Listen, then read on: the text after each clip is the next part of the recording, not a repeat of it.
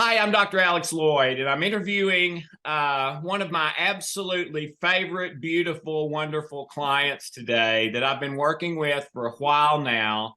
Her name is Barbara Englehart, and she has done a lot of stuff of ours, the codes, trilogy. She's done LT3. So she's kind of you might consider her an experienced hand at the things that we do and what we're talking about. And she very graciously agreed for me to interview her today. And all I've told her to do is just tell the truth about what happened with her in her own words. I've not told her anything to say or anything to not say. So, Barbara, it is so wonderful to have you here. Thank you for coming. It's so great to be here, Alex. I consider this a great opportunity to move you forward. Okay. And we're talking about belief mapping, which I discovered more than 30 years ago, but didn't discover until the last few months or the last year, that kind of a missing piece of it that makes it work a lot better. So when I first told you about the belief mapping, just what was your impression? What were your thoughts? Did you think, oh no, this is not going to work? Or, oh, okay, I'll try it. What were your thoughts initially?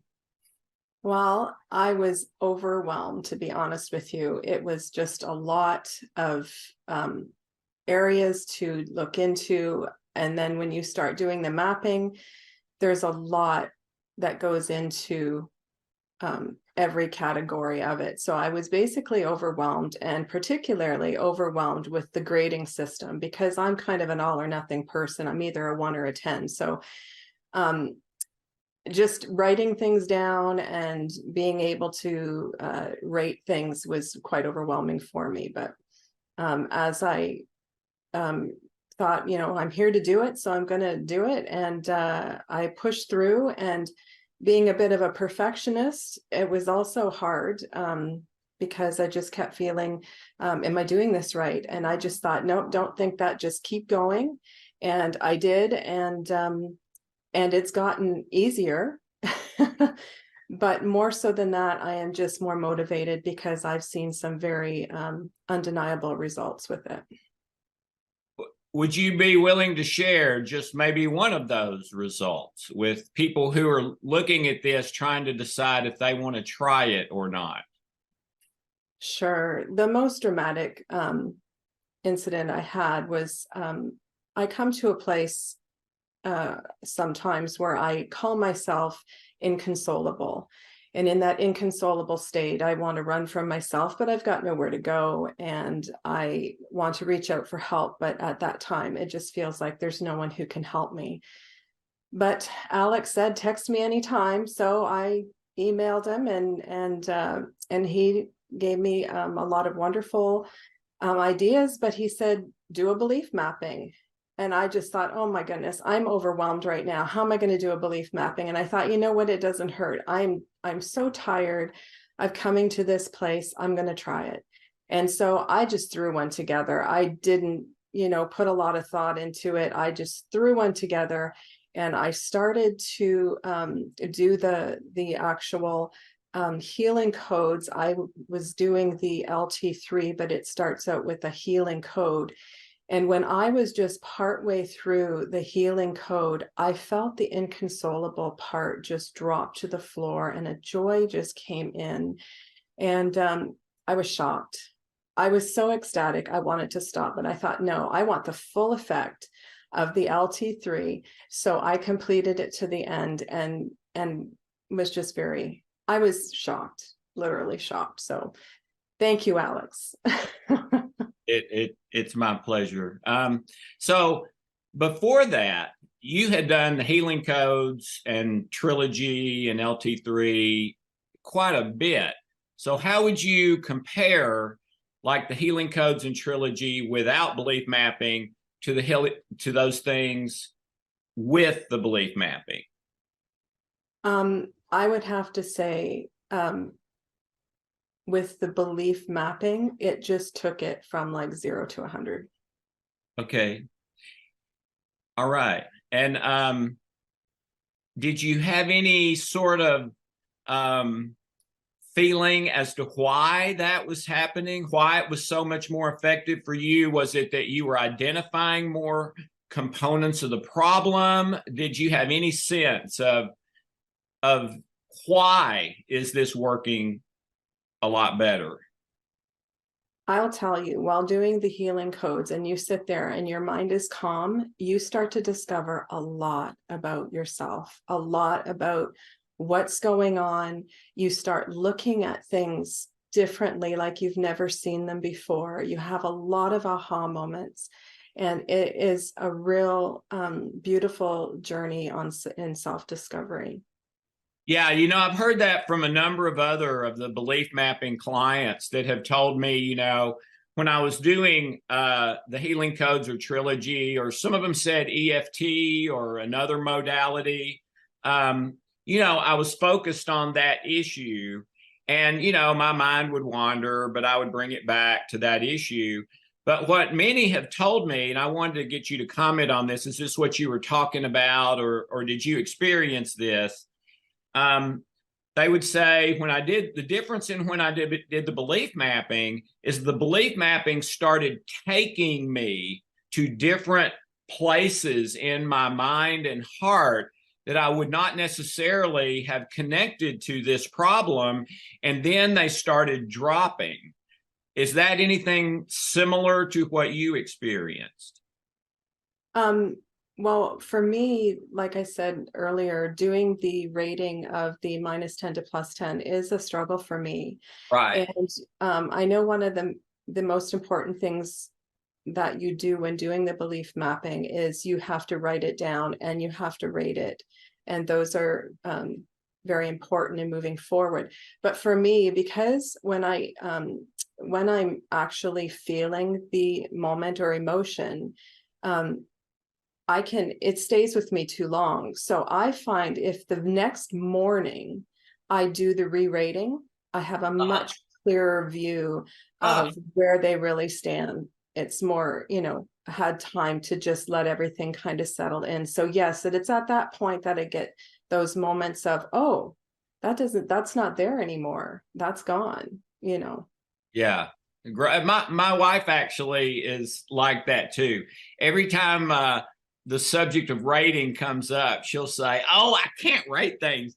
So Yeah. she just goes on, "It's bothering me," or "It's not," and and just does it that way. But have you experienced with the belief mapping that when you do it, it starts kind of taking you to different places in your life, in your mind, in your Oh, heart? oh, yes, for sure. Okay.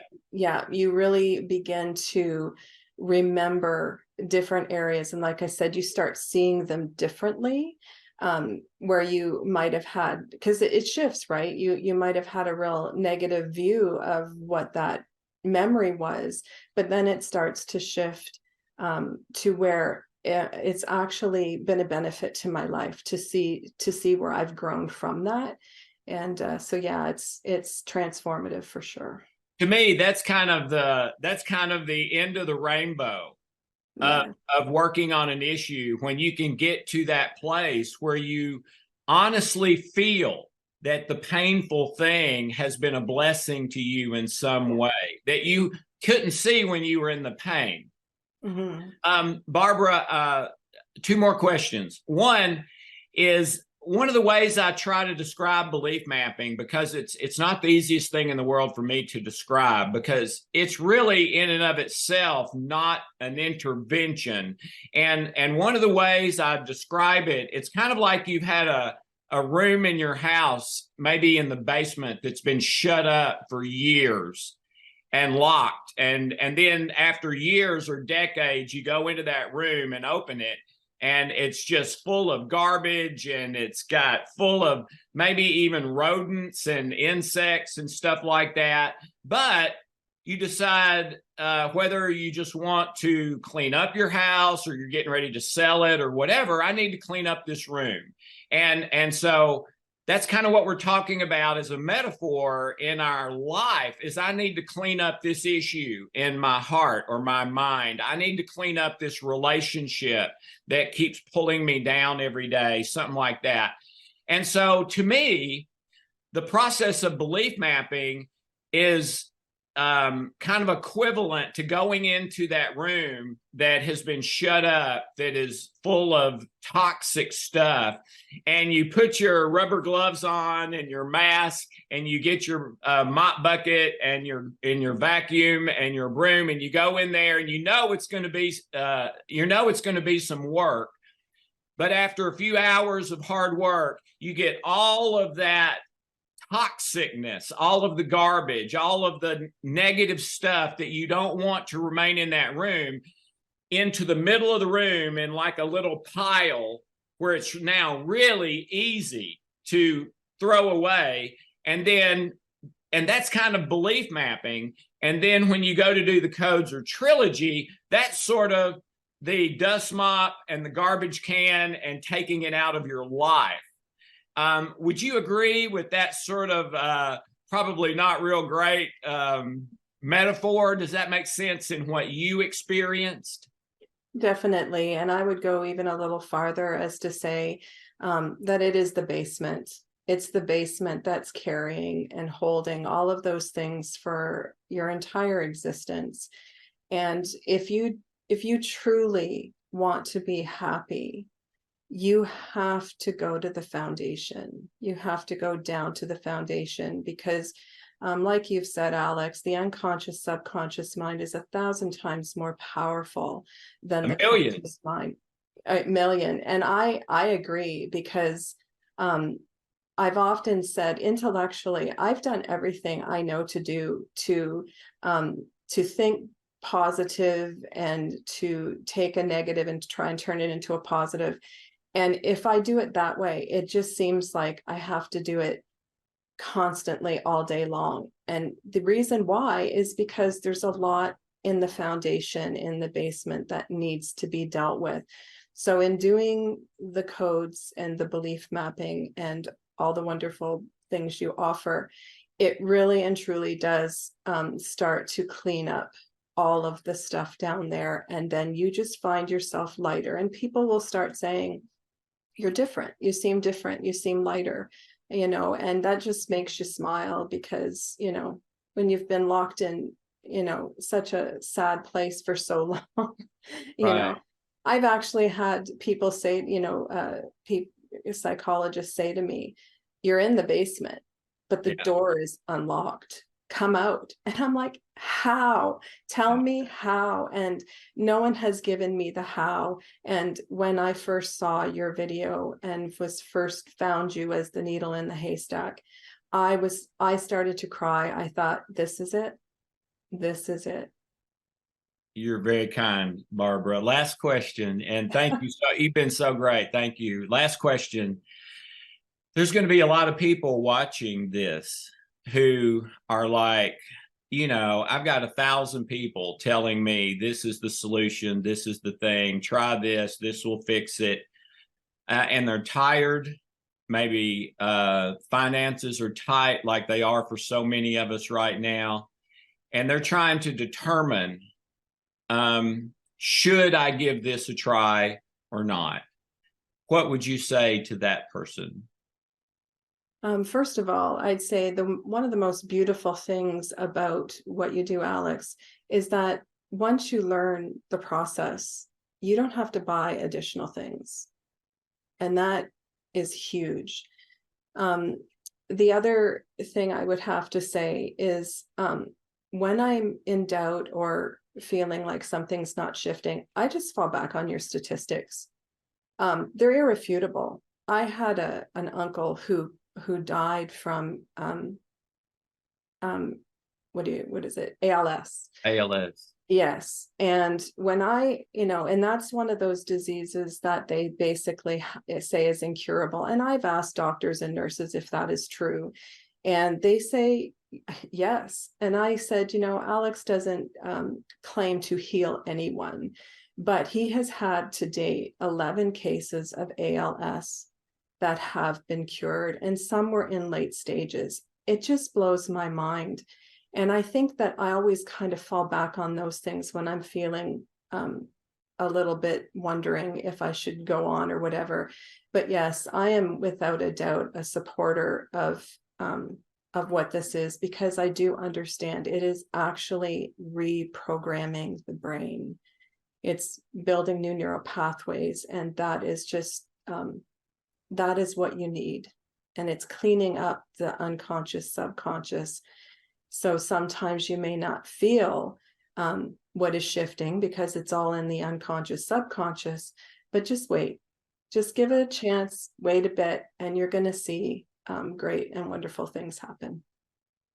Barbara, thank you so much. And we're doing this the day after Thanksgiving, so thank you for doing it on a holiday. And actually, I've worked with Barbara for a good while, but this is the first time that we've met face to face. So this was a real treat for me for that too. Thank you so much, Barbara. God bless Thank you, Alex. Yes. God bless you too, Alex. you. Have a lovely day. You too. Bye-bye. Bye-bye.